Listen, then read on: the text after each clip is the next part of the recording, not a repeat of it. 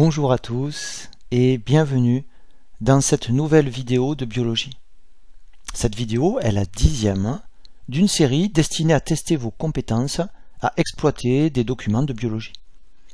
Le thème que cette série aborde est celui de l'organisation fonctionnelle de la cellule. Nous allons nous intéresser dans cette vidéo à l'élément qui est visible ici au centre sur le schéma de gauche et qui est visible également ici au centre de cette électronographie colorisée. Cette vidéo est organisée en une succession de 8 questions qui sont numérotées de 33 à 40. Ces 8 questions seront toutes basées sur l'observation de différents documents et elles vous permettront aussi de mobiliser vos connaissances. Chacune des 8 questions posées dans cette vidéo est repérable par l'icône suivante qui est présente ici en haut à gauche de votre écran.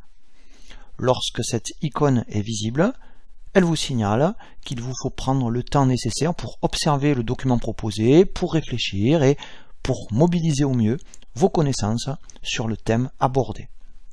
Interrompez donc pour chaque question la lecture de la vidéo afin de pouvoir rédiger en quelques lignes la réponse à la question posée.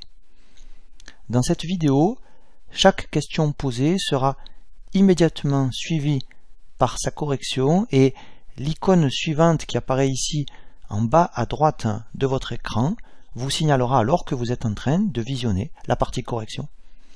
Le corrigé de chaque question me permettra de reprendre les connaissances essentielles que vous devez avoir sur chacun des thèmes que ces questions abordent. Et je vous rappelle qu'un corrigé n'est profitable dans votre travail d'apprentissage que si vous avez fait d'abord l'effort de réfléchir attentivement à chaque question posée. Voici tout d'abord l'intitulé de la question numéro 33 qui s'appuie sur ces deux schémas. Je vous demande dans cette question de présenter la nature et la fonction de l'élément 18 qui est visible ici sur le schéma de gauche et sur le schéma de droite, j'entoure ici en rouge cet élément 18. Dans cette question 33, il vous faut donc reconnaître d'abord cet élément 18, puis après l'avoir identifié, vous devrez mobiliser vos connaissances afin de présenter en quelques lignes les rôles que joue cet élément 18 dans la cellule. Interrompez ici la lecture de la vidéo et prenez le temps d'écrire en quelques lignes les éléments de réponse à cette question 33. Puis, quand vous serez satisfait de vos réponses, vous pourrez relancer cette vidéo afin de découvrir la correction qui suit. Voici maintenant la correction de la question numéro 33. Il fallait, dans un premier temps, reconnaître cet élément 18, visible sur ces deux dessins. Ces deux dessins ont déjà été présentés et analysés dans les vidéos 3 à 6 de cette série de vidéos. Cet élément 18 a ici une forme ovoïde, une taille de quelques micromètres, et cet élément 18 est limité par une double membrane. Ces observations permettaient d'identifier l'élément 18 comme étant le noyau cellulaire. Et la cellule qui est représentée ici est donc une cellule eucaryote. C'est la présence de ce noyau qui donne son nom à ce type de cellule, le terme eucaryote étant construit à partir de deux racines grecques, e signifiant vrai et kario signifiant noyau. Cette cellule est donc qualifiée de cellule eucaryote parce qu'elle est pourvue d'un vrai noyau. La cellule eucaryote est en fait caractérisée non seulement par la présence d'un vrai noyau, mais aussi par des membranes intracellulaires qui sont visibles ici dans le cytoplasme qui entoure ce noyau. Nous avions vu dans la 3e vidéo de cette série que la cellule représentée ici est une cellule eucaryote animale de nature épithéliale et à activité exocrine.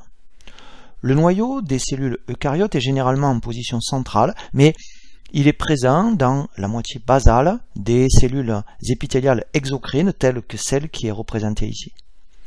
À l'intérieur du noyau, on peut voir une structure arrondie, non délimitée par une membrane, et qui est appelée le nucléole.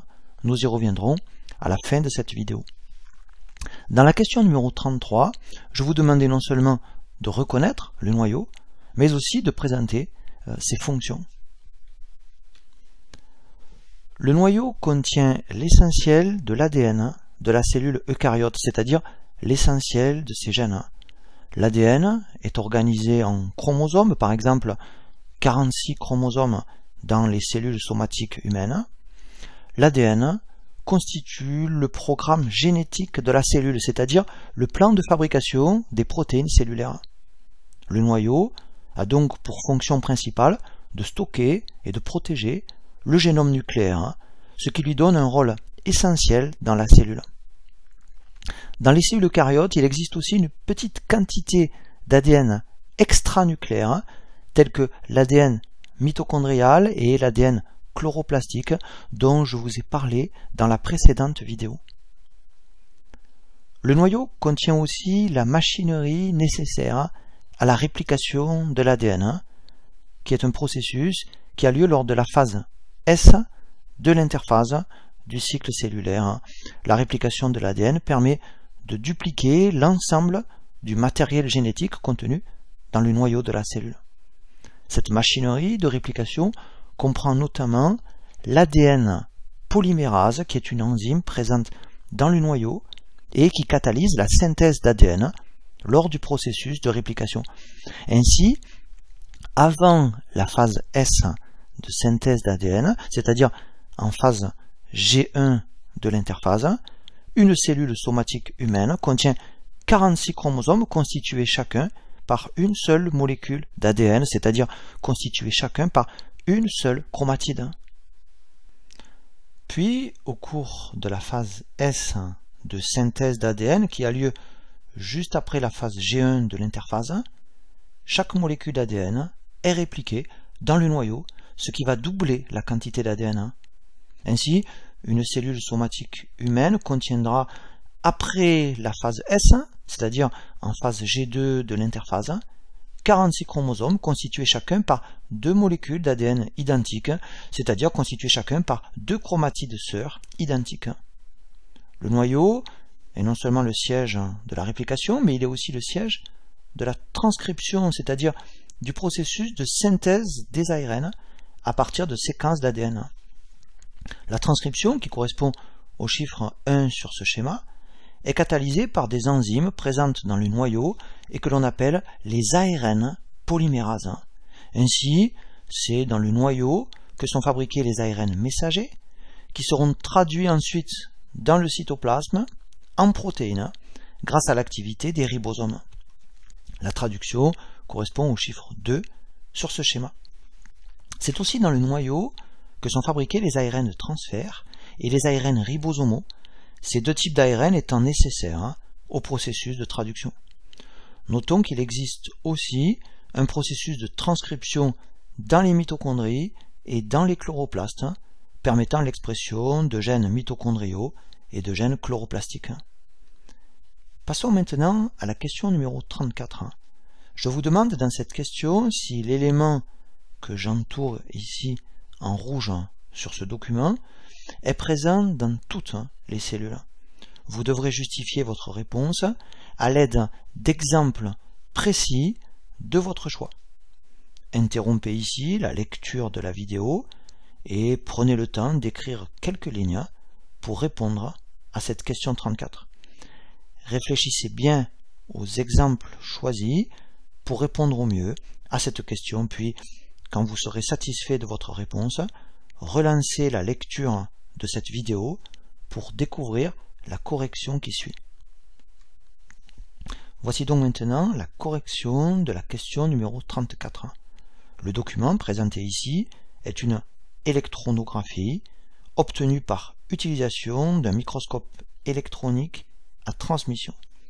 L'élément que j'entoure ici en rouge occupe une position centrale dans la cellule et il est limité par une double membrane. Cet élément constitue le noyau de cette cellule. Cette cellule est donc aussi une cellule eucaryote. Cette cellule, limitée par une membrane plasmique qui est repérable ici en haut à gauche, mais qui n'est pas entourée par une paroi, est donc aussi une cellule animale.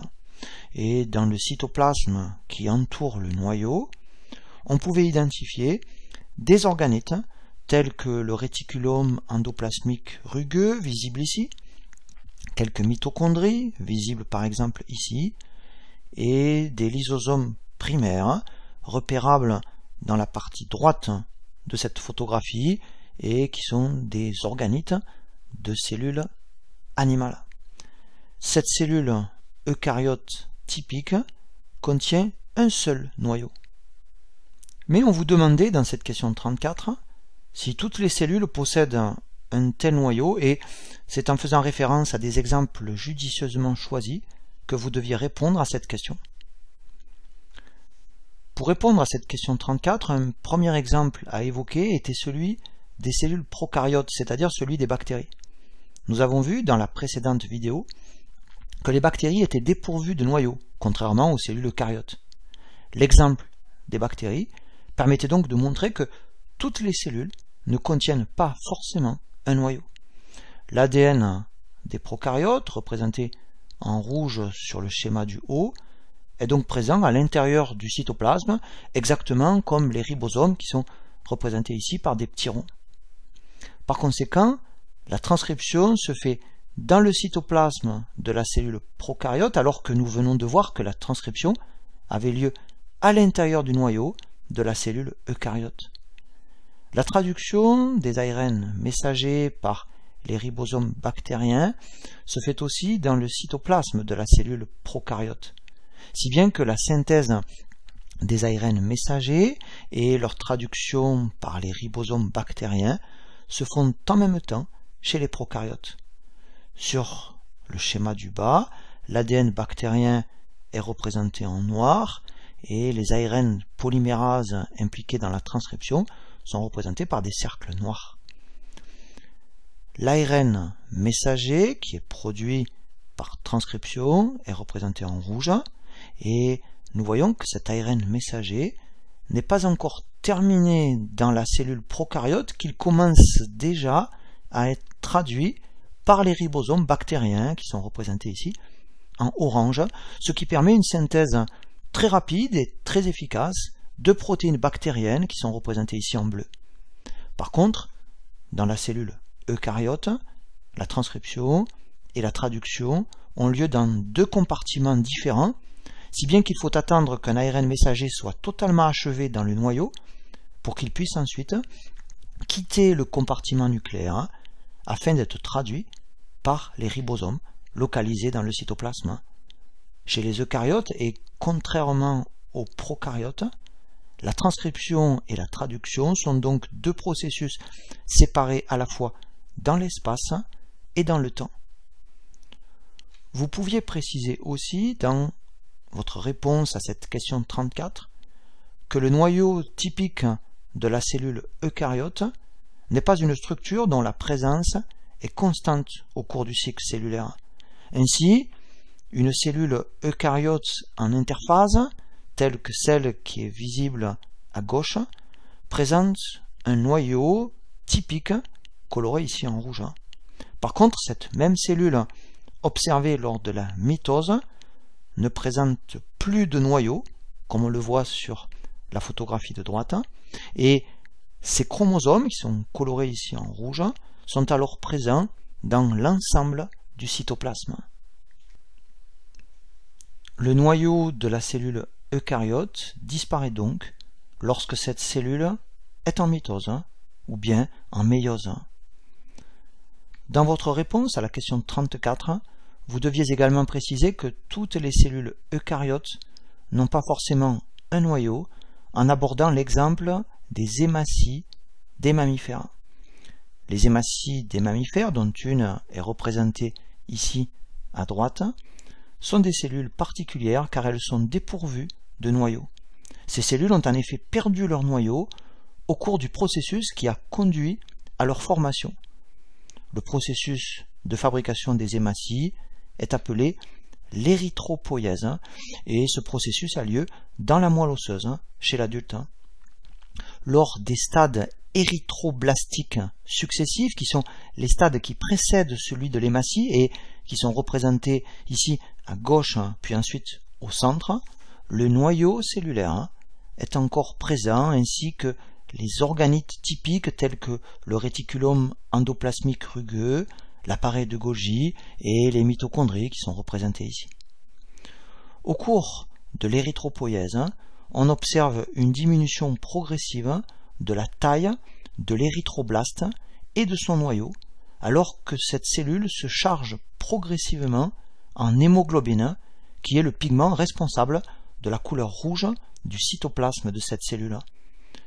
Lorsque les érythroblastes vont passer de la moelle osseuse à la circulation générale, ils vont perdre leur noyau et leurs organites pour donner finalement naissance aux globules rouges, appelés aussi érythrocytes ou hématies. Et de telles cellules sont donc anucléées, c'est-à-dire sans noyau, et elles ne peuvent donc plus synthétiser de protéines puisqu'elles n'ont plus de génome.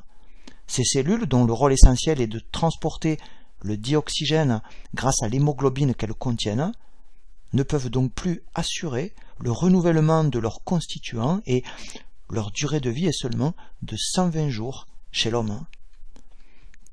Un autre exemple de cellules anucléées, c'est-à-dire de cellules sans noyau, entrant dans la composition de notre corps, est celui des cellules du cristallin. Le cristallin, qui est représenté ici en mauve sur le schéma de gauche, est une lentille transparente, convergente et flexible, située dans l'œil, en arrière de la cornée et de l'iris.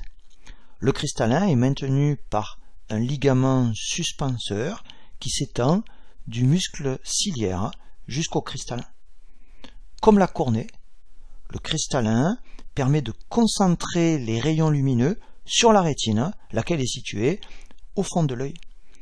Le cristallin est formé essentiellement de cellules fibreuses anucléées et allongées qui sont visibles ici à droite sur cette coupe colorée de cristallin observée en microscopie optique. Le schéma central montre que ces cellules fibreuses du cristallin sont disposées en couches concentriques. Ces cellules fibreuses s'enroulent les unes autour des autres, un peu comme dans un bulbe d'oignon. L'ensemble de ces cellules fibreuses est enfermé dans la capsule transparente du cristallin qui est représentée ici en blanc. Ces différentes couches de cellules fibreuses, représentées ici en jaune, résultent de la prolifération de cellules de l'épithélium antérieur du cristallin, cet épithélium étant représenté ici en bleu. Ces cellules à capacité proliférative constituent la zone germinative située à l'avant du cristallin.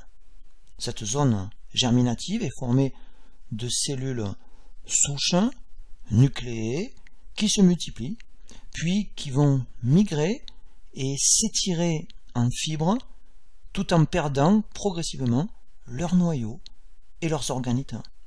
Ce processus de différenciation cellulaire conduit ainsi à la formation des cellules fibreuses du cristallin.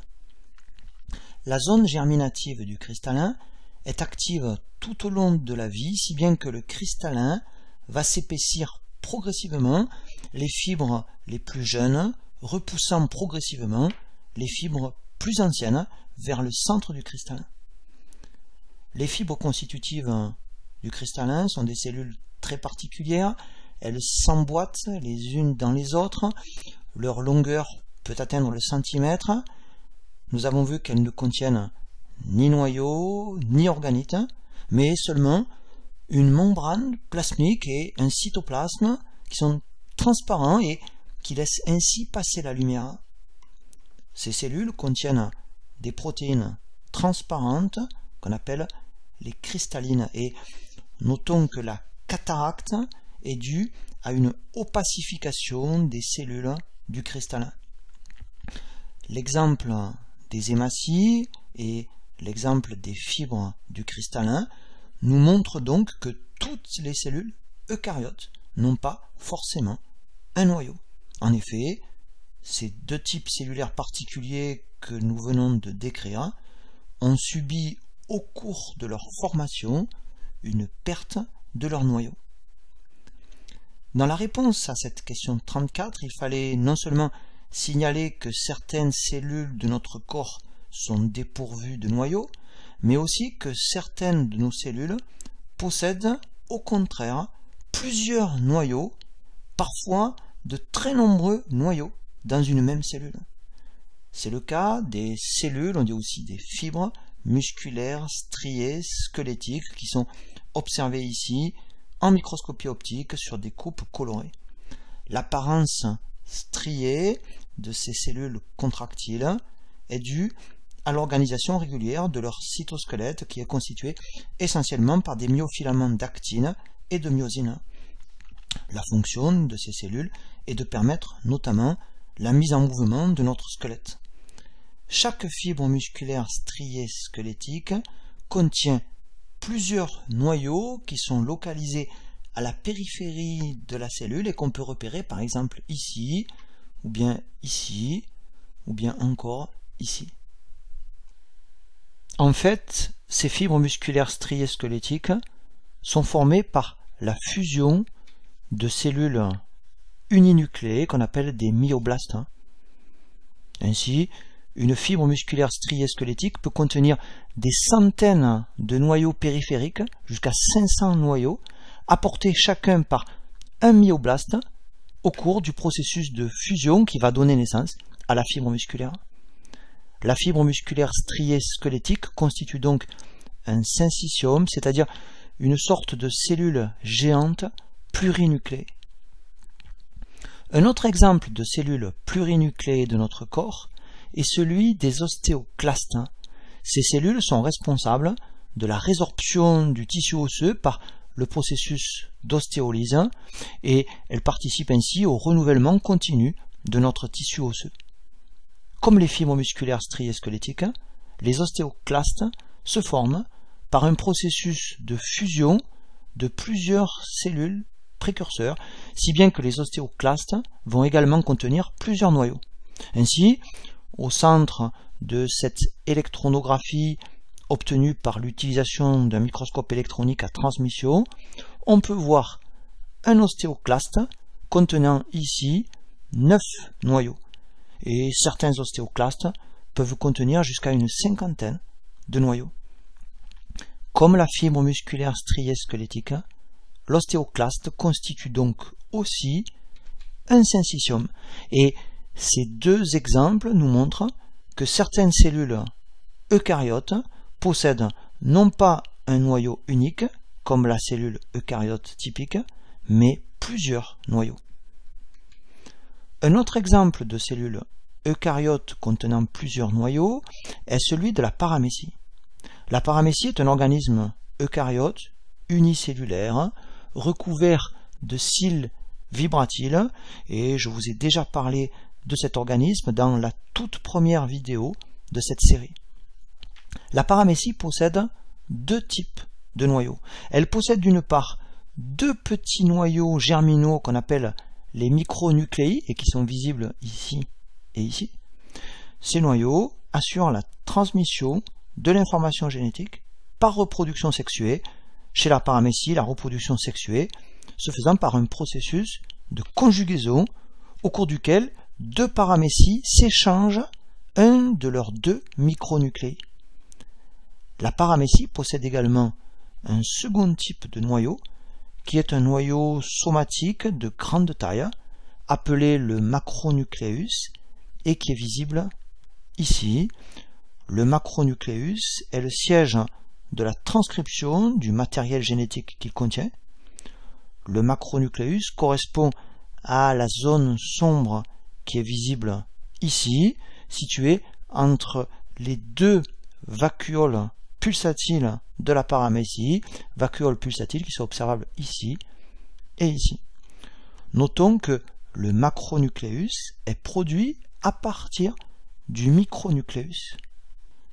Dans le cas de la paramécie, il ne s'agit donc pas d'un syncytium, contrairement au cas des fibres musculaires squelettiques et des ostéoclastes présentés précédemment. Et chez la paramécie, on notera que les lignées germinales et somatiques sont finalement séparées à l'intérieur d'une même cellule grâce à l'existence de deux types de noyaux différents. Nous venons de voir trois exemples de cellules eucaryotes contenant plusieurs noyaux. On trouve également dans notre sang des globules blancs qualifiés de polynucléaires et qui sont impliqués dans l'immunité naturelle qu'on appelle aussi l'immunité innée. Le polynucléaire, qui est observé ici à gauche en microscopie optique et qui est représenté sur le dessin de droite, est un polynucléaire neutrophile dont l'activité phagocytaire lui permet de capturer par exemple des bactéries puis de les digérer. Ce nom de polynucléaire laisse penser qu'il s'agit de cellules plurinucléées. Mais, contrairement à ce que leur nom laisse penser, les polynucléaires sont en fait des cellules uninucléées. La forme plurilobée du noyau des polynucléaires a longtemps laissé penser que ces cellules comportaient plusieurs noyaux. Mais ces cellules contiennent en fait un seul noyau qui peut former 2 à 5 lobes. Et pour éviter cette confusion, les polynucléaires sont actuellement appelés des granulocytes, car ces cellules contiennent des granules dont le contenu sera libéré par exocytose. Passons maintenant à la question numéro 35, dans laquelle je vous demande de présenter la nature et l'organisation structurale des éléments 19 et 20.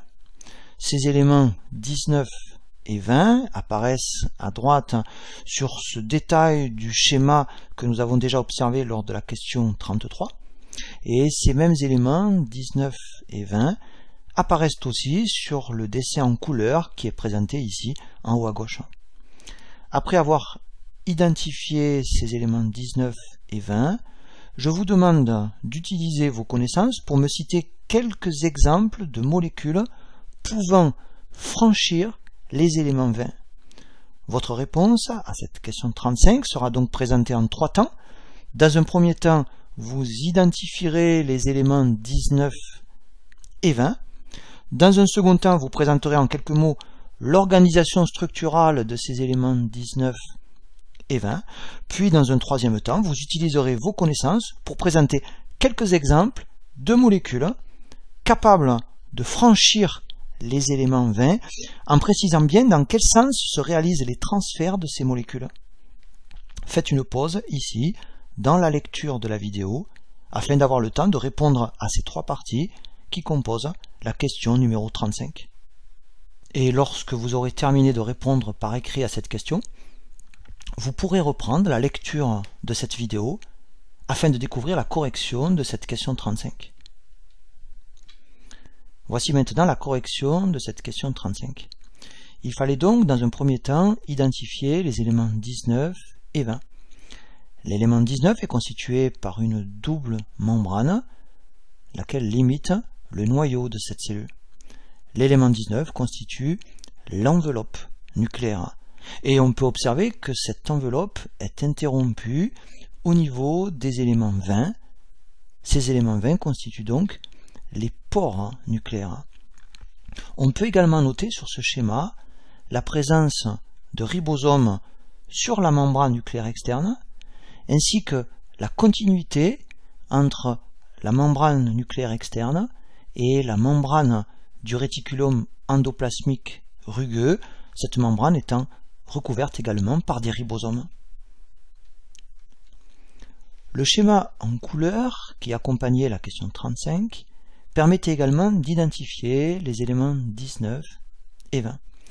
Le noyau apparaît ici en violet et les citernes du réticulum endoplasmique rugueux, ou RER, apparaissent ici en bleu.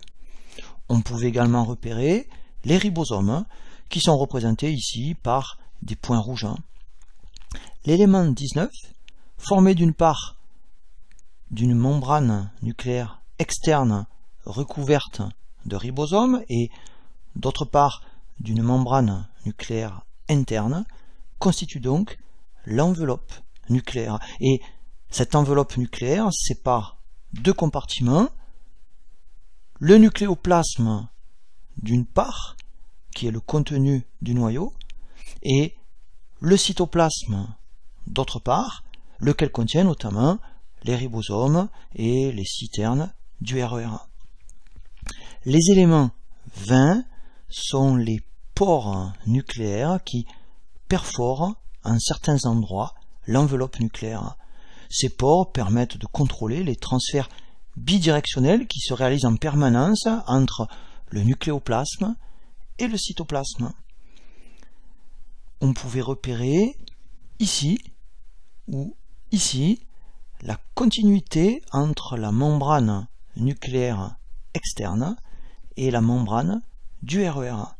Et nous pouvions à nouveau repérer sur ce schéma que les ribosomes qui sont portés par la face cytosolique de la membrane du RER sont aussi portés par la face cytosolique de la membrane nucléaire externe. Comme la membrane des citernes du RER, la membrane nucléaire externe est donc le siège d'un processus de traduction, c'est-à-dire de synthèse des protéines. L'élément qui est visible ici au cœur du nucléoplasme et qui n'est pas limité par une membrane est le nucléole sur lequel nous reviendrons plus loin dans cette vidéo. Après avoir identifié ces éléments 19 et 20, il s'agissait dans cette question 35 de présenter l'organisation structurale de ces éléments 19 et 20. Je vais vous présenter d'abord la structure de l'élément 19, c'est-à-dire la structure de l'enveloppe nucléaire, puis je vous décrirai la structure des éléments 20, c'est-à-dire celle des pores nucléaires. Voici un schéma présentant l'organisation structurale de l'enveloppe nucléaire, laquelle est constituée par deux membranes différentes. L'enveloppe nucléaire est en effet constituée du côté cytoplasmique par une première membrane, qu'on appelle la membrane nucléaire externe. Cette membrane est en continuité avec la membrane du réticulum endoplasmique. Côté nucléoplasmique, l'enveloppe nucléaire est constituée par une seconde membrane qu'on appelle la membrane nucléaire interne. Et ces deux membranes délimitent un étroit compartiment qui est représenté ici en blanc et qu'on appelle l'espace périnucléaire. Cet espace périnucléaire est lui-même en continuité avec la lumière du réticulum endoplasmique. La membrane nucléaire interne est doublée sur sa face nucléoplasmique par un réseau protéique fibreux qui est représenté ici en vert et qui constitue la lamina nucléaire. Cette lamina nucléaire est interrompue au niveau des pores nucléaires, ces pores perforant l'enveloppe nucléaire. La lamina nucléaire est ici visible en vert. Elle donne sa forme au noyau et sa stabilité à l'enveloppe nucléaire. La lamina nucléaire interagit aussi avec l'ADN, ce qui permet l'établissement de liaisons structurales entre l'ADN et l'enveloppe nucléaire. Par analogie au cytosquelette présent dans le cytoplasme, on dira que cette lamina nucléaire constitue le nucléosquelette. La lamina nucléaire est composée d'un réseau de sous-unités protéiques interconnectées appelées les lamines, et ces lamines constituent une classe particulière de filaments intermédiaires. Sur ce schéma, on retrouve les différents éléments constitutifs de l'enveloppe nucléaire. En décrivant ici ce schéma du haut vers le bas, on va trouver successivement le cytoplasme, puis la membrane nucléaire externe, puis l'espace périnucléaire, puis la membrane nucléaire interne, puis la lamina nucléaire qui est représentée ici en rouge, et enfin le nucléoplasme. On peut noter sur ce schéma que la lamina nucléaire se fixe à la fois au complexe protéique qui constitue les pores nucléaires, sur lesquels nous reviendrons tout à l'heure, et elle se fixe aussi à des protéines intrinsèques de la membrane nucléaire interne, ces protéines étant représentées en vert et en bleu. Nous avons évoqué précédemment l'absence de noyau dans une cellule en mitose. L'enveloppe nucléaire a en effet la particularité d'être une structure qui se désassemble au début de la mitose. On peut observer ici, par microscopie en fluorescence, des cellules souches de neuroblastes en cours de mitose. Et les microtubules apparaissent ici en rouge et les chromosomes mitotiques en vert. Rappelons que la prophase est la première phase de la mitose et c'est au cours de cette prophase que les chromosomes mitotiques deviennent visibles en microscopie. La cellule du bas est en prométaphase, c'est-à-dire au deuxième stade de la mitose, et on peut voir ces chromosomes, mais plus le noyau de cette cellule. En effet, c'est au cours de la prométaphase que l'enveloppe nucléaire va se désorganiser et que par conséquent le noyau va disparaître. Cette disparition du noyau va permettre aux chromosomes mitotiques de se distribuer dans l'ensemble du volume cytoplasmique. La cellule du haut est au troisième stade de la mitose, c'est-à-dire en métaphase. Ce stade métaphasique est caractérisé par la forte condensation des chromosomes, mais aussi par leur alignement dans le plan équatorial de la cellule. Cette cellule en métaphase n'a pas non plus de noyau. Lors de l'anaphase, qui est le quatrième stade de la mitose, au cours duquel les chromatides sœurs se séparent, la cellule n'a toujours pas de noyau et il faudra attendre le cinquième et dernier stade de la mitose, appelé la télophase, pour qu'une enveloppe nucléaire se reconstruise dans chacune des deux cellules filles. Puis, la cytodiérèse, qui fait suite à la mitose, permettra de séparer ensuite ces deux cellules filles pourvues chacune de leur noyau. Évoquons très succinctement le mécanisme qui permet à l'enveloppe nucléaire de se déconstruire en prométaphase et de se reconstruire ensuite en télophase. En début de mitose, les lamines nucléaires sont phosphorylées par la kinase CDK1 associée à une cycline mitotique. Et cette phosphorylation des lamines va déclencher la dépolymérisation des filaments intermédiaires de lamine et entraîne ainsi la disparition de la lamina nucléaire. La conséquence de la disparition de la lamina nucléaire est une fragmentation de l'enveloppe nucléaire en petites vésicules membranaires. Puis, en fin d'anaphase, les lamines sont déphosphorylées, ce qui va permettre le processus inverse de réassemblage de l'enveloppe nucléaire observable en télophase. Ainsi, le noyau est un élément de la cellule eucaryote présent lors de l'interphase, mais qui disparaît lors de la mitose. Et dans cette vidéo, à chaque fois qu'une photographie ou un schéma vous permet d'observer le noyau d'une cellule, on peut dire que la cellule qui le contient est une cellule en interphase. Comme je vous l'avais demandé dans cette question 35, après avoir présenté l'organisation structurale de l'élément 19, c'est-à-dire de l'enveloppe nucléaire, vous deviez présenter l'organisation structurale de l'élément 20, c'est-à-dire d'un pore nucléaire. Ce schéma représente une petite région de l'enveloppe nucléaire et nous avons vu que cette enveloppe est constituée côté cytoplasme par une membrane nucléaire externe et côté nucléoplasme par une membrane nucléaire interne, ces deux membranes étant séparées par un mince espace périnucléaire. On retrouve représenté ici en vert la lamina nucléaire qui double la membrane nucléaire interne du côté du nucléoplasme. L'enveloppe nucléaire est percée de structures complexes qu'on appelle les complexes du pore nucléaire, dont deux sont représentés ici. Un premier complexe est représenté ici et un deuxième ici. Notons que l'enveloppe nucléaire d'une cellule typique de mammifère contient entre 3000 et 4000 complexes du pore. Et en général, plus le noyau est actif d'un point de vue transcriptionnel, plus le nombre de complexes du pore nucléaire est important au sein de l'enveloppe du noyau. Le complexe du pore traverse les deux membranes de l'enveloppe nucléaire. Ce complexe est composé de nombreux types différents de protéines appelées les nucléoporines, lesquelles sont disposées selon une symétrie octogonale.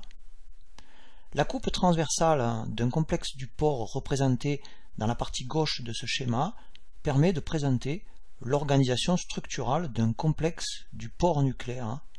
Un complexe du pore est constitué essentiellement par 4 types de sous-unités disposées selon une symétrie radiale d'ordre 8. Le premier type constitue les sous-unités de la colonne qui sont représentées ici en orange et qui forment la plus grande partie de la paroi du pore. Le deuxième type constitue les sous-unités annulaires qui apparaissent ici en vert et qui étendent des rayons vers le centre du pore, ces rayons n'étant pas représentés ici. Le troisième type constitue les sous-unités luminales qui sont représentées ici en bleu et qui contiennent des protéines transmembranaires permettant de fixer le complexe du pore à la membrane nucléaire. Le quatrième type constitue les sous-unités de la bague qui sont représentées ici en jaune et qui forment 2 anneaux dont un est localisé sur la face cytoplasmique et l'autre sur la face nucléoplasmique. La face cytoplasmique du complexe du pore comporte 8 fibrilles cytoplasmiques de nature protéique qui sont représentées ici en bleu. La face nucléocytoplasmique de ce complexe comporte 8 fibrilles nucléaires de nature protéique et qui sont représentées ici en marron. Ces 8 fibrilles nucléaires se rejoignent au niveau d'un anneau distal qui est représenté ici en bleu et ces fibrilles vont ainsi former une structure en forme de panier qu'on appelle la cage nucléaire. Notons que le diamètre interne du pore est ajustable et il mesure de 40 à 60 nanomètres. Au centre du pore nucléaire, une sorte de bouchon flexible composé de nucléoporines sert de barrière de perméabilité. Pour répondre à la totalité de cette question 35, vous deviez non seulement présenter la nature et la structure des éléments 19 et 20, c'est-à-dire de l'enveloppe nucléaire et des pores nucléaires, mais vous deviez également citer quelques exemples de molécules pouvant franchir les éléments 20, c'est-à-dire pouvant traverser le complexe du pore nucléaire. Cette photographie, obtenue par l'utilisation d'un microscope électronique à transmission, permet l'observation en coupe transversale d'une petite région de l'enveloppe nucléaire. 2 complexes du pore nucléaire peuvent être observés ici et ici. Notons que la membrane nucléaire externe et la membrane nucléaire interne sont en continuité au niveau du pore nucléaire. Je vais vous faire apparaître sur cette électronographie les transferts de molécules qui se réalisent dans la cellule au travers du complexe du pore nucléaire. Les molécules d'ARN messager et d'ARN de transfert qui sont issues du processus de transcription qui a lieu dans le noyau vont traverser ensuite le complexe du pore dans le sens de cette flèche bleue pour être ainsi exportées dans le cytoplasme. Les ARN messagers seront alors traduits dans le cytoplasme par les ribosomes libres ou par les ribosomes liés au RER1. Les ARN de transfert, qui, contrairement aux ARN messagers, ne sont pas codants, permettront la réalisation du processus de traduction dans le cytoplasme en apportant chacun un acide aminé au ribosome en activité. De même, les petites et les grandes sous-unités ribosomales, néoformées dans le noyau par un processus sur lequel nous reviendrons plus loin dans cette vidéo, devront ensuite traverser le complexe du pore nucléaire dans le sens de cette flèche bleue afin de passer dans le cytoplasme et les petites et les grandes sous-unités ribosomales s'associeront ensuite dans le cytoplasme au moment de la traduction pour permettre la synthèse des protéines. Nous venons de voir 3 exemples de molécules qui subissent une exportation hors du noyau à travers les complexes des pores. Ces molécules contiennent des signaux d'exportation nucléaire qui dirigent leur transport actif vers l'extérieur du noyau au travers du complexe du pore. Mais il existe aussi des molécules qui sont importées dans le noyau au travers du complexe du pore nucléaire. C'est le cas de toutes les protéines destinées au noyau, comme les protéines ribosomales, les lamines de la lamina nucléaire, les protéines histones sur lesquelles nous reviendrons tout à l'heure, les protéines permettant la réplication telles que les ADN polymérases et les protéines permettant la transcription telles que les ARN polymérases. Cette importation nucléaire est représentée ici par cette flèche rouge. Toutes ces protéines à destination nucléaire sont produites dans le cytoplasme, exactement comme toutes les protéines de la cellule. Précisons que ces protéines à destination nucléaire sont produites non pas par les ribosomes liés au RER, mais par les ribosomes libres du cytoplasme. Ces protéines sont ensuite importées dans le noyau en traversant le complexe du pore nucléaire. Ces protéines à destination nucléaire sont importées activement dans le noyau au travers du complexe du pore grâce à la présence dans leur séquence d'un peptide signal d'importation nucléaire. Ce peptide signal sera conservé après l'importation nucléaire de la protéine qui le contient. Et comme nous avons vu que l'enveloppe nucléaire se désorganise au début de chaque mitose, les protéines nucléaires seront alors dispersées dans le cytoplasme de la cellule mitotique. Et les protéines à destination nucléaire pourront ensuite regagner le noyau à la fin de la division cellulaire grâce à leur peptide signal qui est maintenu. Ainsi, les protéines à destination nucléaire peuvent être importées de façon répétée dans le noyau à chaque fois que l'enveloppe nucléaire se reforme après la division cellulaire. Passons maintenant à la question numéro 36. Je vous demande dans cette question de présenter une analyse précise du document suivant. Cette analyse de document sera présentée en 4 temps. Dans un premier temps, vous présenterez la nature du document et la technique qui a été utilisée pour l'obtenir. Dans un second temps, vous décrirez en quelques mots le document que vous observez. Dans un troisième temps, vous interpréterez vos observations en identifiant les éléments observés.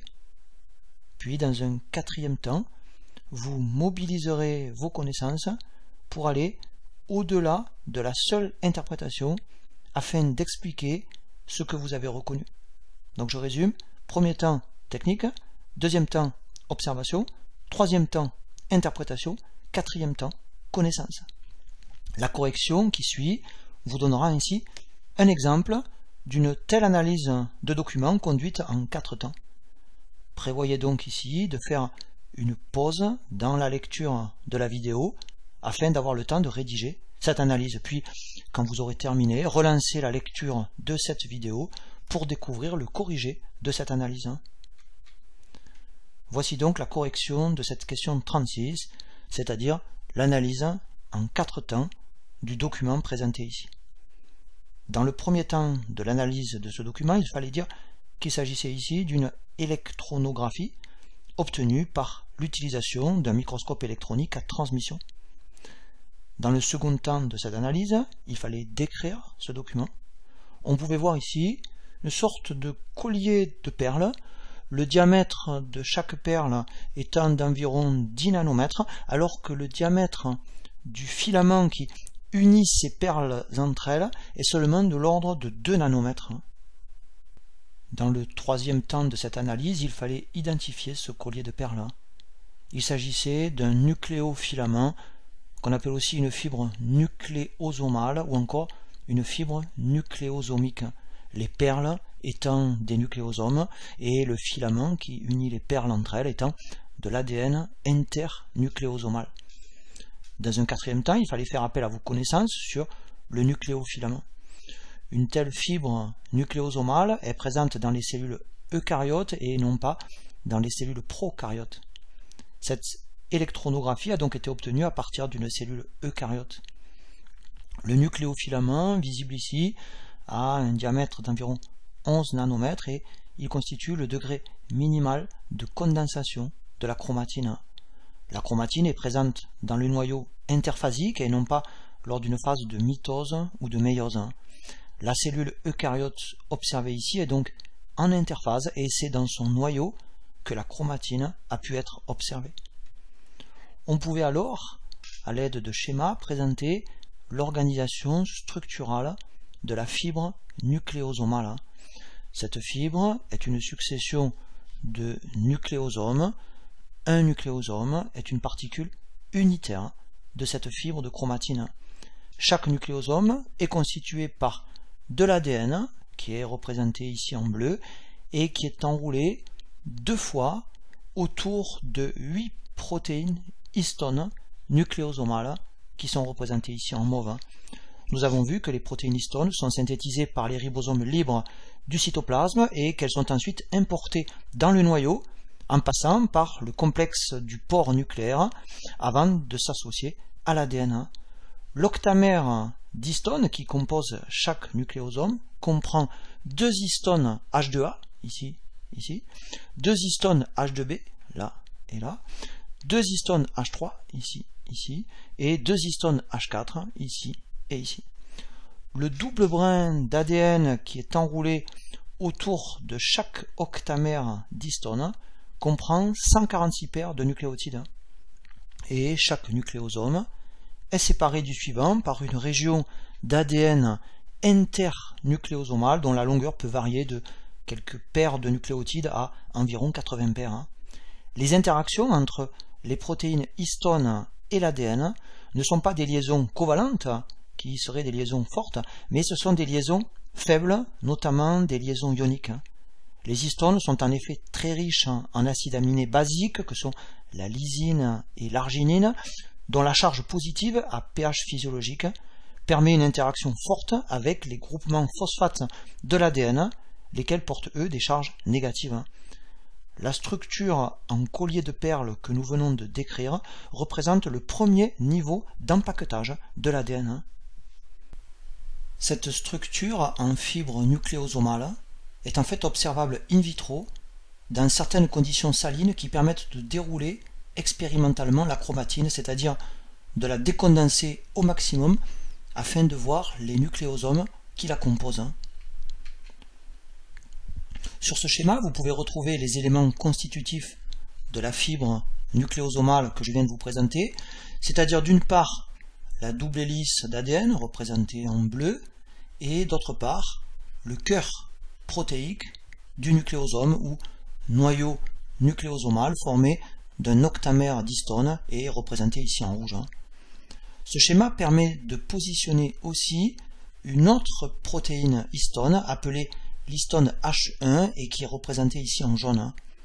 L'histone H1 est plus grosse que les histones constitutives du noyau nucléosomal et elle lie l'ADN à l'endroit où l'ADN rentre et sort du nucléosome. L'histone H1 est qualifiée d'histone de liaison et elle va intervenir dans la condensation de la fibre nucléosomale. Passons maintenant à la question numéro 37, dans laquelle je vous demande d'analyser ce nouveau document en adoptant toujours ce même plan en 4 temps que nous avons utilisé tout à l'heure dans la question précédente. Faites donc à nouveau une pause ici dans la lecture de cette vidéo et prenez le temps d'écrire quelques mots pour chacune des 4 parties de votre analyse. Puis, lorsque vous aurez terminé cette analyse, reprenez la lecture de cette vidéo pour découvrir la correction qui suit. Voici la correction de la question numéro 37, dans laquelle je vous demande d'analyser ce document en 4 temps. Dans un premier temps, on peut dire qu'il s'agit là aussi d'une électronographie obtenue par utilisation d'un microscope électronique à transmission. Dans un second temps, on doit décrire les éléments visibles sur cette électronographie. On peut ainsi observer un ensemble d'éléments délimités par des membranes. Certains, comme cet important réseau membranaire couvert de nombreuses particules noires, est délimité par une seule membrane.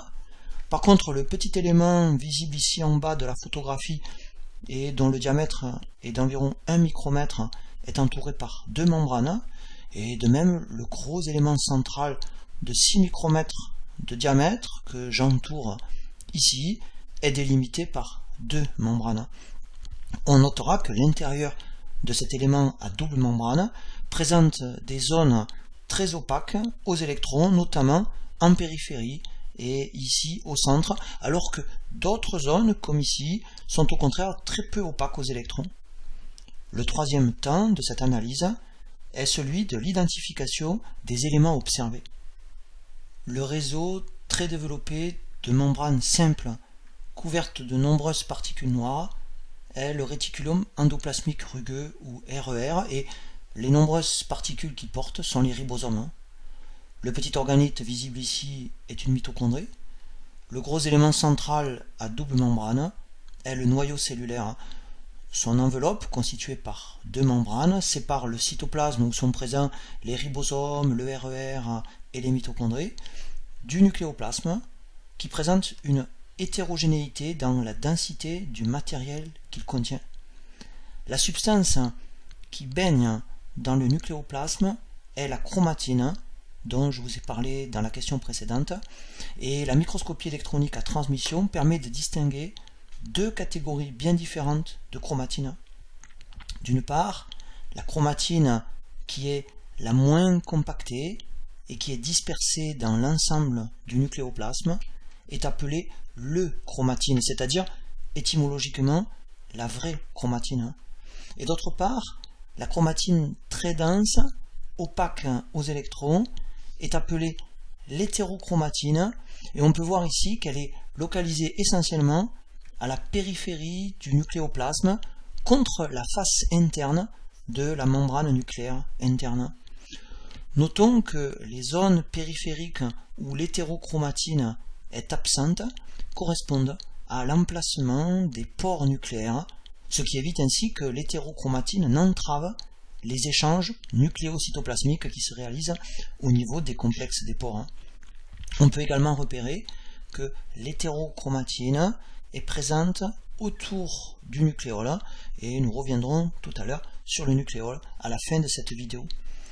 Dans un quatrième temps, il fallait utiliser vos connaissances pour approfondir l'analyse de ce document.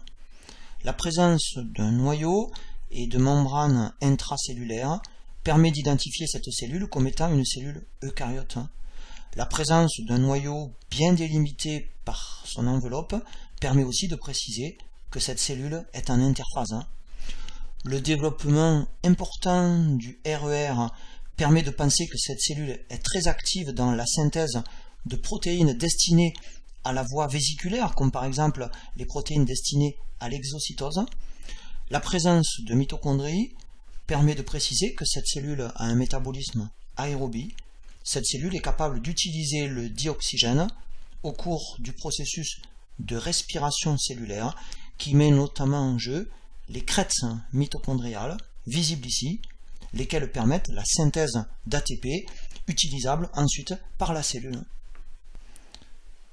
La distinction au sein du noyau entre l'euchromatine et l'hétérochromatine a été faite par les cytologistes, et elle doit conduire ici dans votre analyse à une présentation des différents niveaux de compaction de l'ADN au sein de la chromatine. La fibre nucléosomale ou nucléofilament de 11 nanomètres de diamètre, schématisé ici à gauche, constitue le premier degré de compaction de la molécule d'ADN. La fibre chromatinienne, schématisée ici à droite, correspond au second niveau de compaction de la molécule d'ADN. Et l'histone H1, dont je vous ai parlé tout à l'heure, intervient alors dans le rassemblement des nucléosomes en rangées quasi régulières pour former une fibre chromatinienne de 30 nanomètres de diamètre qu'on qualifie de solénoïde. Ce schéma présente une vue axiale de la fibre chromatinienne de 30 nanomètres de diamètre enroulée en solénoïde, et ce schéma permet de voir que chaque tour du solénoïde contient 6 nucléosomes. L'histone H1, représenté ici en violet, réunit entre eux les nucléosomes de la fibre chromatinienne. Dans le noyau interphasique, l'ADN est essentiellement sous forme de chromatine, c'est-à-dire de chromatine décondensée, c'est-à-dire d'une fibre enroulée en solénoïde. Et le déroulement localisé de cette fibre de chromatine en une fibre moins compacte est nécessaire à l'expression des gènes qu'elle contient, car il permet alors l'accès à l'appareil de transcription.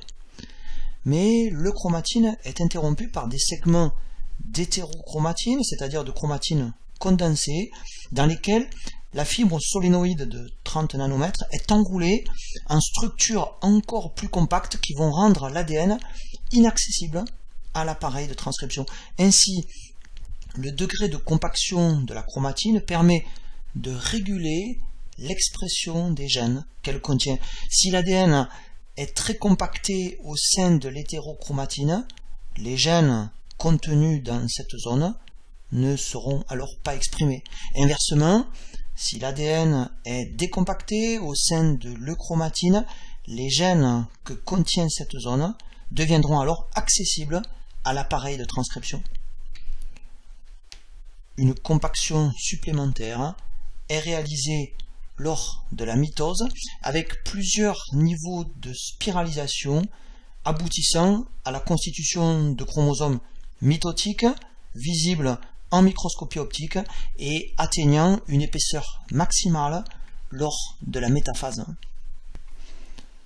Le chromosome métaphasique est formé par deux chromatides sœurs génétiquement identiques parce que issues de la réplication de l'ADN qui a lieu en phase S de l'interphase.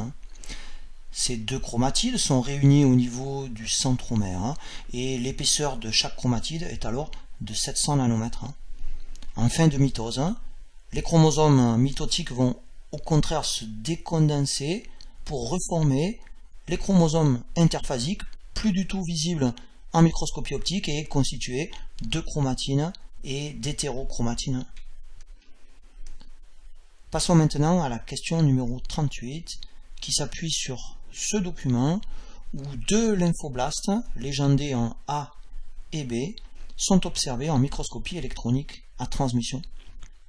Le lymphoblaste légendé en A est le précurseur du lymphoblaste légendé en B et je vous demande de comparer le contenu nucléaire de ces deux lymphoblastes puis de tirer une déduction de cette comparaison. Interrompez ici la lecture de la vidéo et prenez le temps de bien observer ce document et de répondre précisément à cette question 38. Puis, quand vous serez satisfait de votre réponse, vous pourrez alors reprendre la lecture de cette vidéo afin de découvrir la correction qui suit. Voici maintenant la correction de la question numéro 38. Pour répondre à cette question, vous deviez tout d'abord faire une analyse globale de ce document. Sur cette électronographie, on peut voir deux lymphoblastes, légendés en A pour celui visible en haut de la photo et légendés en B pour celui visible en bas de la photo. Rappelons que les lymphoblastes sont des cellules de la lignée lymphoïde à l'origine des lymphocytes. Les lymphocytes sont des globules blancs mononucléés de petite taille, jouant un rôle essentiel dans l'immunité adaptative. La membrane plasmique du lymphoblaste A est observable ici et celle du lymphoblaste B peut être repérée ici.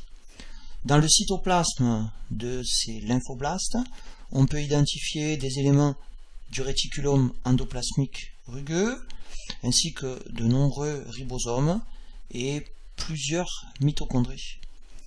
On peut repérer ici le noyau du lymphoblaste A et ici le noyau plus grand du lymphoblaste B. Les pointes de flèche ici permettent de repérer l'enveloppe nucléaire constituée par les deux membranes nucléaires séparées par un étroit espace périnucléaire. Et dans le nucléoplasme, on peut observer l'hétérochromatine très dense aux électrons et pointée ici par les longues flèches, ici par exemple, ou ici. on peut voir que cette hétérochromatine est présente essentiellement sous la membrane nucléaire interne et qu'elle est interrompue au niveau des zones qui correspondent au complexe des pores nucléaires. On trouve aussi de l'hétérochromatine en position plus centrale du noyau, comme par exemple ici ou ici. Le reste du nucléoplasme contient de l'euchromatine qui, contrairement à l'hétérochromatine, n'est pas dense aux électrons et n'apparaît donc généralement pas en microscopie électronique. Dans cette question 38, je vous demandais de comparer le contenu nucléaire de ces deux lymphoblastes. On voit ici que le noyau du lymphoblaste B est riche en euchromatine, ce qui est caractéristique d'une cellule très active d'un point de vue transcriptionnel. En effet, les gènes présents dans une structure d'euchromatine peuvent être transcrits, contrairement à ceux qui sont dans une structure d'hétérochromatine. Ce lymphoblaste B est donc très actif dans la synthèse de protéines. Par contre, le petit lymphoblaste A est caractérisé par un nucléoplasme plus riche en hétérochromatine et donc moins actif sur le plan transcriptionnel. Ce lymphoblaste A n'a pas encore été activé par un antigène et une partie de son génome n'est donc pas activée. Cette question permettait d'évoquer la notion d'hétérochromatine facultative. Il existe en effet dans le noyau des cellules eucaryotes deux types d'hétérochromatine, l'hétérochromatine constitutive et l'hétérochromatine facultative. Ainsi, certaines parties du chromosome, telles que le centromère constitué par de l'ADN très répétitif, ou bien les télomères qui sont présents à l'extrémité du chromosome, sont habituellement hétérochromatiques dans la cellule en interphase, et ils constituent de l'hétérochromatine dite constitutive. Par contre, d'autres segments du chromosome peuvent être soit sous forme de chromatine, soit sous forme d'hétérochromatine, par exemple selon l'état de différenciation de la cellule. C'est ce que l'on appelle l'hétérochromatine facultative, laquelle contient donc de l'ADN qui n'est transcrit qu'à certains moments de la vie cellulaire. Et ici, une partie de l'hétérochromatine facultative du lymphoblaste A est passée sous forme de chromatine dans le lymphoblaste B, ce qui a permis d'activer l'expression de certains gènes. Notons également que dans les cellules de mammifères femelles, un des deux chromosomes X est presque entièrement sous forme d'hétérochromatine, ce qui permet d'inactiver un des deux chromosomes X. Passons maintenant à la question numéro 39. Sur ces deux documents figure un petit élément que j'appellerai l'élément X et que j'entoure ici d'un cercle rouge sur le document de gauche, puis que j'entoure également d'un cercle rouge sur le document de droite. Dans cette question numéro 39, je vous demande d'identifier cet élément X, puis de présenter son devenir lors de la mitose. Interrompez ici la lecture de la vidéo. Prenez le temps de formuler en quelques lignes la réponse à cette question 39, puis vous pourrez reprendre la lecture de cette vidéo pour découvrir la réponse à cette question. Voici le corrigé de la question numéro 39. Les deux documents présentés ici étaient des électronographies obtenues par l'utilisation d'un microscope électronique à transmission et l'électronographie de droite a été colorisée. Les deux cellules observées ici sont des cellules eucaryotes car elles présentent un noyau visible ici et que j'entoure et visible ici et que j'entoure également. La présence de ce noyau permettait de dire aussi que ces deux cellules sont en interphase.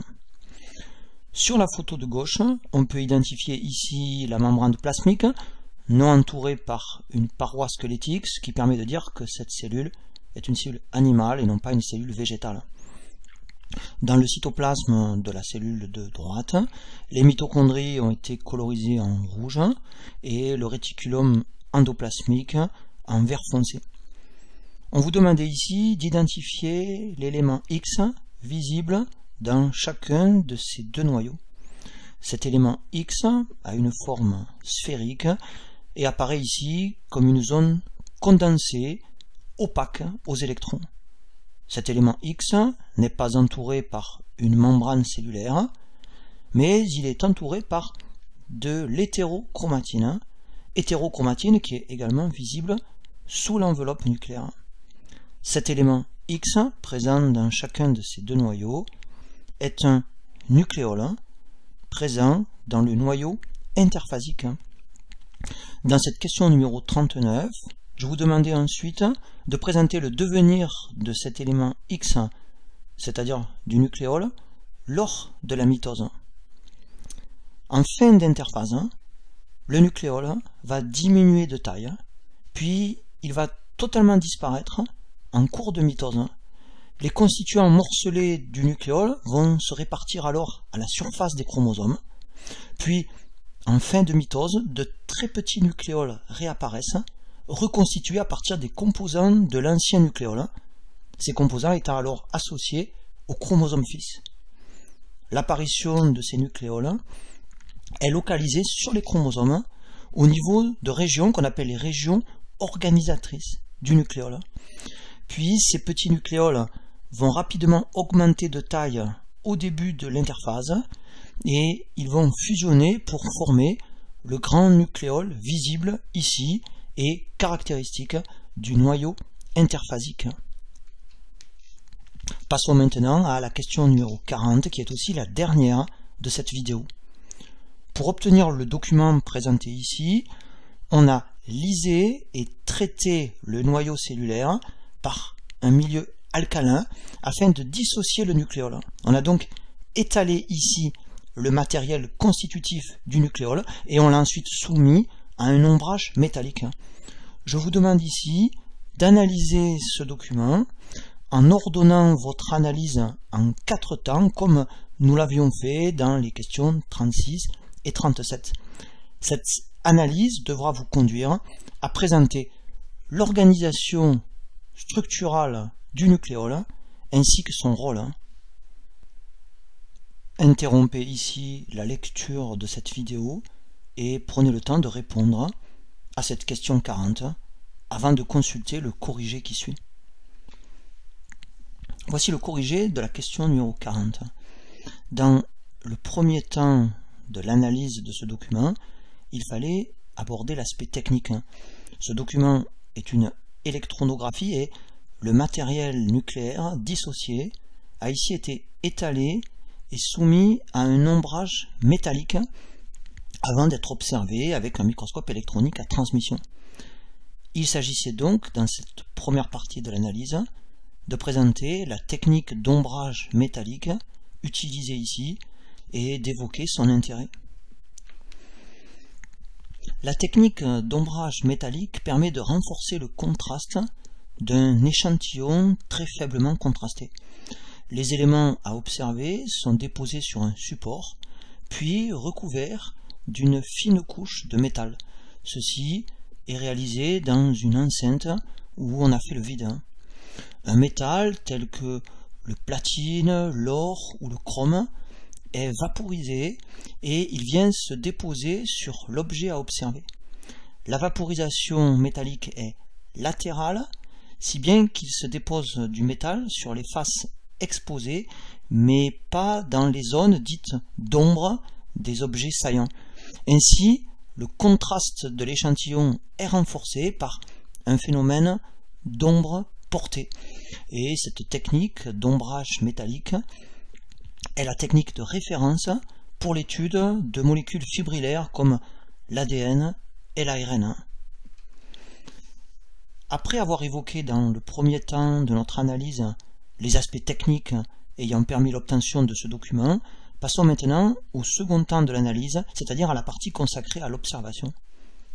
On pouvait voir ici des fibres axiales que je qualifierais d'axes primaires, lesquelles portent de part et d'autre des fibres que j'appellerais des axes secondaires. Les structures observées ici ressemblent à des sapins de Noël qui seraient disposés en tandem les uns derrière les autres. Et dans chaque arbre, dans chaque sapin de Noël, le tronc, c'est-à-dire l'axe primaire, porte des branches, c'est-à-dire des axes secondaires, dont la taille est croissante quand on se déplace le long de cet axe primaire.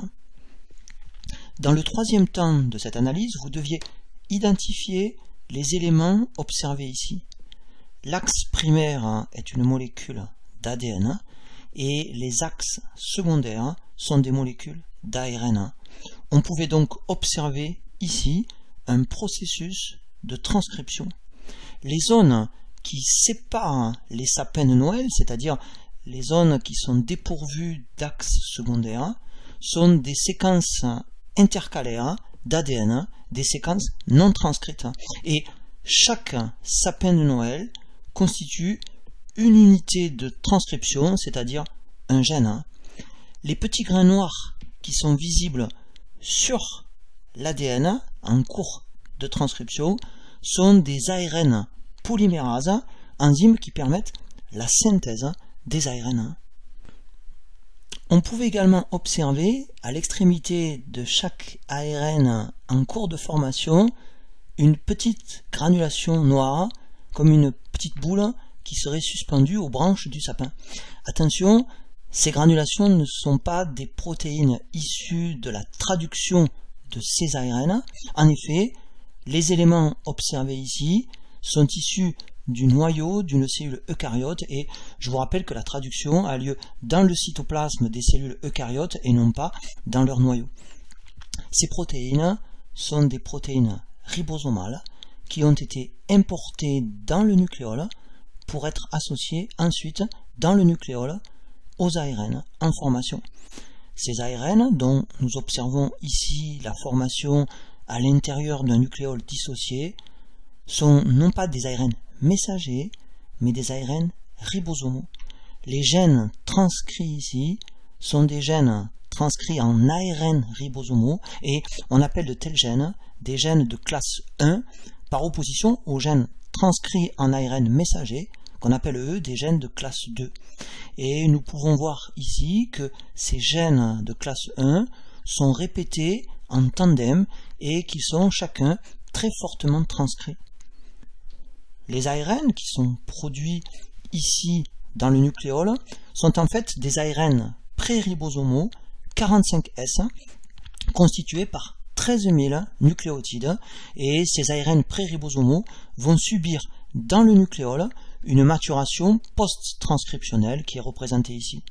Ces ARN pré-ribosomaux seront notamment méthylés puis coupés par des endo- et des exonucléases en ARN ribosomaux plus petits que sont les ARN R18S, 5,8S et 28S.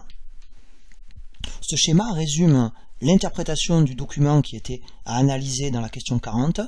Il présente un gène de classe 1 transcrit en ARN pré-ribosomal 45S. Chaque branche, chaque ramification de ce sapin de Noël est un ARN pré-ribosomal 45S en cours de fabrication. Cette transcription a donc lieu à l'intérieur du nucléole. L'ARN polymérase, qui est représenté ici en rouge et qui permet la synthèse de l'ARN pré-ribosomal 45S, est une ARN polymérase 1 présente à chaque point de jonction entre l'ADN et l'ARN 45S en cours de synthèse, alors que c'est une ARN polymérase 2 qui permet la synthèse des ARN messagers. Notons que le petit ARN ribosomal 5S est le produit de transcription de gènes de classe 3 comme les ARN de transfert et leur synthèse par l'ARN polymérase de classe 3 a lieu dans le noyau mais pas dans le nucléole. J'ai représenté ici en vert une protéine ribosomale importée du cytoplasme dans le nucléole et la séquence d'ADN qui est représentée ici en bleu est une zone non transcrite qui permet d'espacer ces gènes de classe 1 gènes de classe 1 qui sont donc des gènes répétés et identiques entre eux. Le quatrième temps de cette analyse devait vous permettre de présenter l'organisation structurale et le rôle du nucléole. Examinons tout d'abord l'organisation spatiale du nucléole, puisque je vous rappelle que le document qui était analysé était une observation d'un nucléole dissocié et étalé, et non pas d'un nucléole tel qu'il se présente réellement dans le noyau. Le nucléole est un élément nucléaire hétérogène, non limité par une membrane, contenant une partie de la chromatine nucléaire et entouré par de l'hétérochromatine. Un nucléole est constitué par 3 régions différentes dont les légendes apparaîtront ici en rouge. Il contient tout d'abord un centre fibrillaire qui est représenté en marron clair sur le schéma et qui est visible ici sur cette électronographie du nucléole. Ce centre fibrillaire est formé de chromatine claire, c'est-à-dire de fibrilles lâches de chromatine.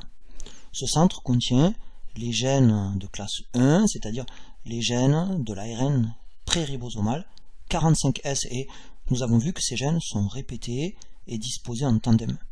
Chaque groupe de ces gènes porte le nom d'organisateur nucléolaire, et il existe chez l'homme 10 organisateurs nucléolaires appartenant à 5 paires de chromosomes différents. Le centre fibrillaire du nucléole est entouré par une région plus dense que l'on appelle le composant fibrillaire dense et qui est représenté en rose ici sur le schéma et qui est visible ici sur l'électronographie. On voit ici que le matériel est plus dense.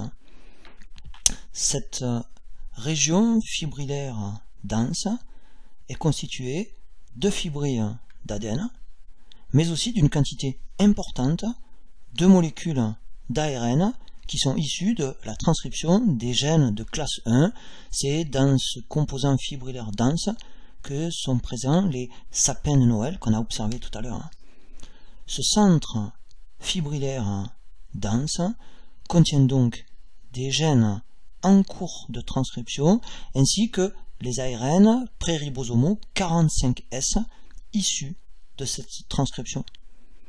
Ce composant fibrillaire du nucléole est lui-même entouré par une autre région qui est appelée le composant granulaire, qui est représenté en orange sur le schéma et qui est visible ici sur l'électronographie. Ce composant granulaire est constitué par des granules d'environ 20 nanomètres de diamètre, riches en ARN ribosomaux et en protéines ribosomales, et qui constituent les sous-unités ribosomales. La taille globale du nucléole est proportionnelle à l'activité cellulaire. Ainsi, un nucléole peut occuper 25% du nucléoplasme dans une cellule ayant une activité intense de synthèse protéique. Dans une telle cellule à activité intense, le composant granulaire du nucléole est alors très développé. Le nucléole est donc un élément nucléaire dont le rôle est important dans la cellule eucaryote. Il est le siège de la transcription d'ARN pré-ribosomaux.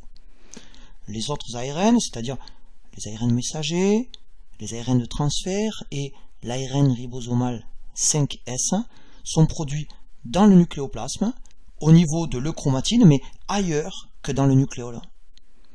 Le nucléole est aussi le siège de la maturation des transcrits primaires nucléolaires, notamment, nous l'avons vu, par clivage de l'ARN pré-ribosomal 45S, mais aussi par une association des ARN ribosomaux à des protéines ribosomales qui sont importées du cytoplasme par passage au travers des complexes des pores nucléaires.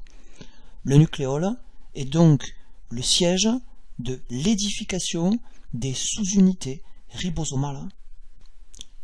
Les petites sous-unités ribosomales, ou sous-unités 40S, sont composées d'une part d'ARN ribosomal 18S, qui est produit dans le nucléole, et d'autre part de protéines ribosomales qui sont associées à cet ARN et qui ne sont pas représentées ici. Les grandes sous-unités ribosomales, ou sous-unités 60S, sont constituées par trois types d'éléments. D'une part, par des protéines ribosomales, qui ne sont pas représentées ici. D'autre part, par un petit ARN ribosomal 5S qui, je vous le rappelle, n'est pas produit dans le nucléole. Et enfin, par deux ARN ribosomaux, 5,8S et 28S, qui sont produits à l'intérieur du nucléole. Les petites et les grandes sous-unités ribosomales sont donc produites dans le nucléole, lequel est entouré en rouge sur ce schéma. Les ARN ribosomaux constitutifs des sous-unités ribosomales sont représentés ici en bleu clair et les protéines ribosomales sont elles représentées en brun. Cette flèche qui est dirigée du cytoplasme vers le nucléole représente l'importation nucléaire des protéines ribosomales destinées à entrer dans la composition des sous-unités ribosomales. Mais les petites et les grandes sous-unités ribosomales ne seront fonctionnelles qu'après avoir traversé les pores nucléaires et donc après avoir été exportées dans le cytoplasme. Cette exportation des sous-unités ribosomales est représentée par cette flèche.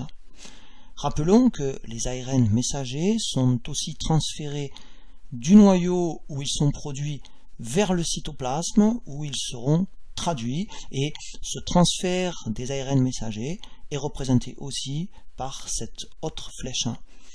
Une petite et une grande sous-unité ribosomale s'associeront ensuite dans le cytoplasme pour former un ribosome actif qui permettra la traduction d'un ARN messager.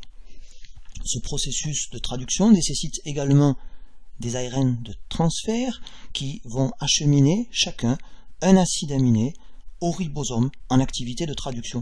Et cette flèche représente la sortie hors du noyau des ARN de transfert qui sont produits au départ dans le noyau puis qui sont exportés dans le cytoplasme pour servir à la traduction. Une cellule eucaryote dont l'activité de synthèse protéique est intense aura besoin d'une grande quantité de ribosomes, ce qui explique alors la grande taille de son nucléole. Cette 10e vidéo d'exploitation de documents de biologie arrive à son terme. Elle avait pour objectif de reprendre les notions de base concernant le noyau qui caractérise les cellules eucaryotes et qui en constitue le centre vital. Dans les cellules eucaryotes, l'ADN est non seulement enfermé, protégé par une enveloppe nucléaire, mais il est aussi emballé, protégé par des protéines histones formant une substance appelée la chromatine, laquelle se présente dans le nucléoplasme sous la forme de chromatine et d'hétérochromatine.